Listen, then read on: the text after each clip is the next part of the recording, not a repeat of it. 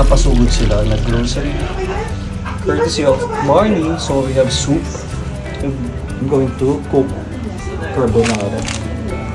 And nandun na po silang dalawang magulang.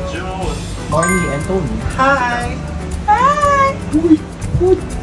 Ito yung ginawa kay ano? Cheers! Our soup. Kay corn and crab. May pang cheers ang soup. Thank you. Thank you. Saka nakakita ng sauce. And Soup na soup sa na nasa keg. teacup. Masarap. Paso. Gina! Sarap kaya. Grocery kami ni Marnie. Kasi naka-LQ si Tony. Huy! So, pinuntahan nila ako dito. So, there's garlic, yung natin na tuyo, dried fish for flavoring. Tapos mushrooms, and then olives, black olives.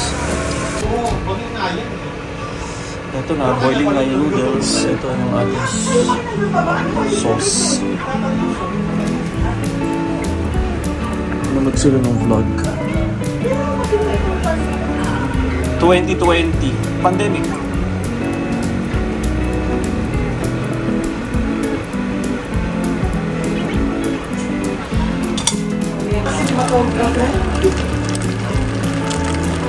Yun, tapos na yung accident ko niyan.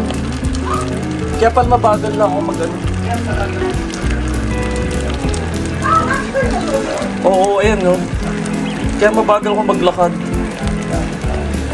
Then, at carbonara. At pinalagyan ng yolk. Ng egg. Carbonara. Lagyan natin ng cheese. Tapos, Wala dito si ano. yung director natin, shalong-shalong. Carbonara.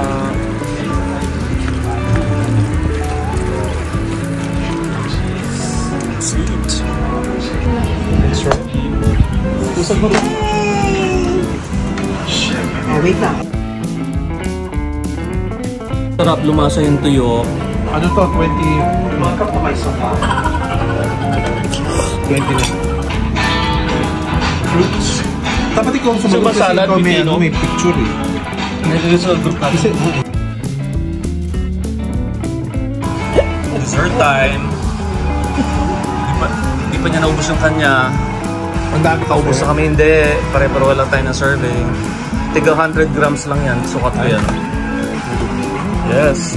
Leaving now. Bye-bye. Thank you for visiting. For the dinner. Ciao, ciao.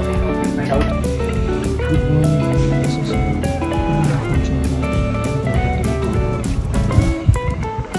St. Joseph's College. This comes on for Charlie Days here kasi si Lola Carmela ang Lola Madre.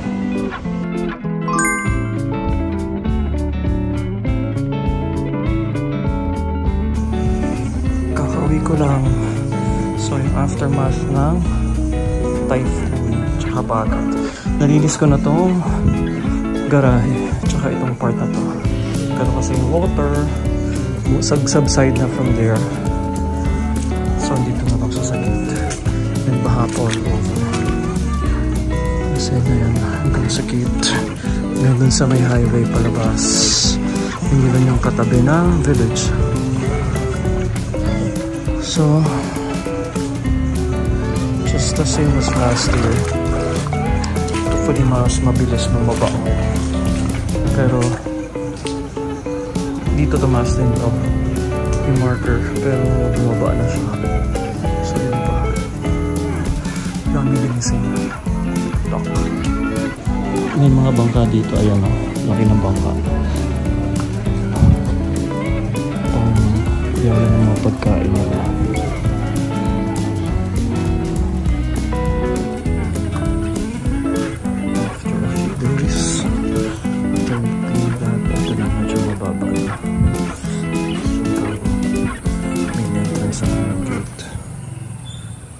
Pero may water pa rin. At least dito wala na, nag-subside na.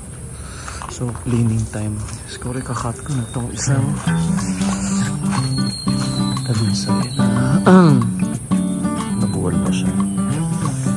Kaya ng mababaw yung tanim sa kanya. Medyo madilim. So I did my laundry. Hindi ko lang kung saan ko nagsasakay. Kasi yun guys, sa front ko na yung araw. Tapos dito sa likod po.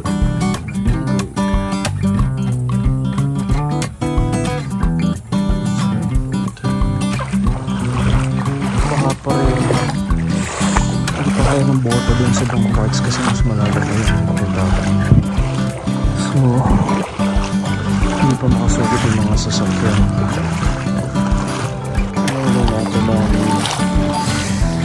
lubog pa rin kami sa baha dito. So, I'm not sure if makapunta ako later. Sorry. Pag nag-subside siya, I'll update you. Congratulations kahapon sa wedding season. Nagbuwas tayo ng kawayan kasi masyado naman makapal. Tapos ito pa kayo tutusok nabuhay pero dapat maliliit na lang. Tinabas ko na yung ating talisay tree dito kasi parang mga fruit bearing trees. Transfer ko ito. Kinakita natin. Mga mapinabangan pa itong sama. Kaya lang natin magtry yung anak na natin. Kapag yung mga tao.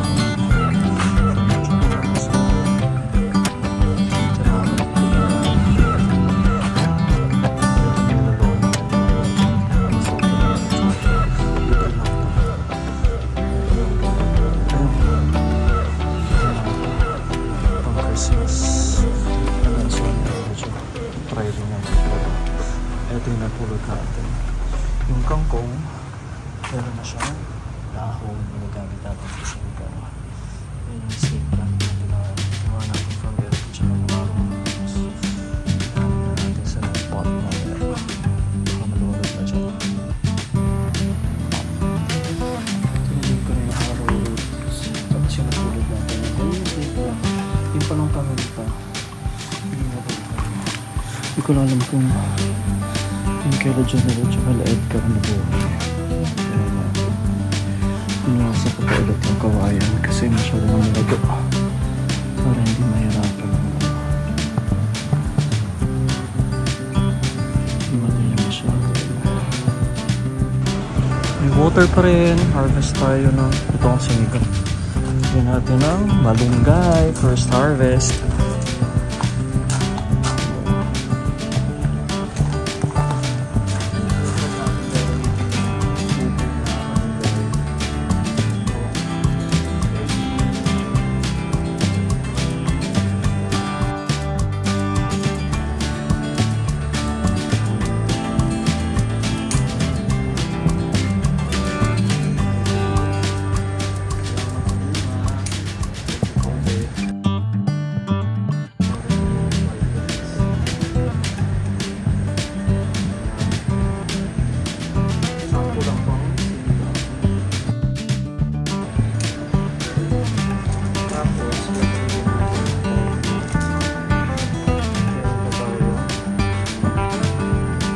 Ating mga tangkangkong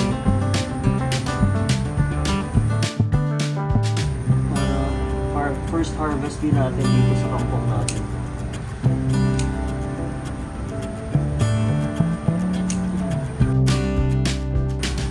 Yung kagandahan na mayroong kang tanim.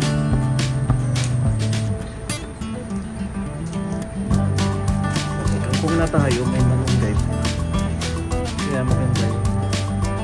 Bearing trees ang tatanim natin.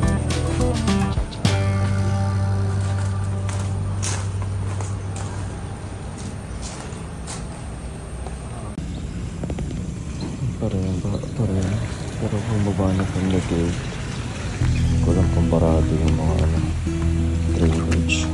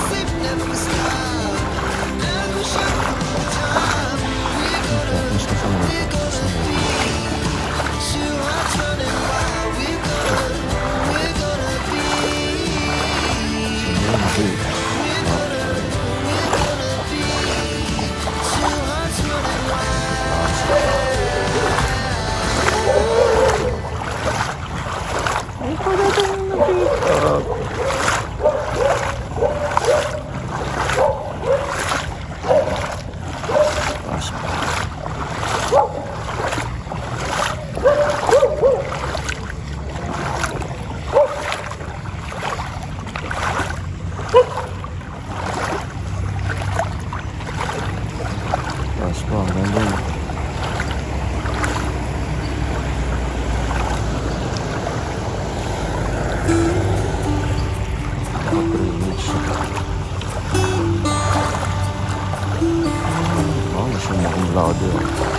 Joshua Francisco King, David Engineer.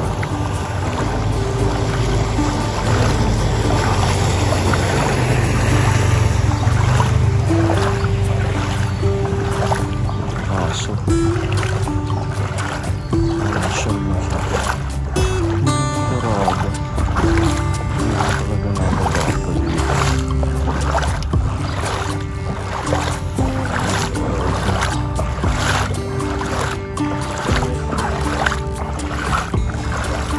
Yung aso.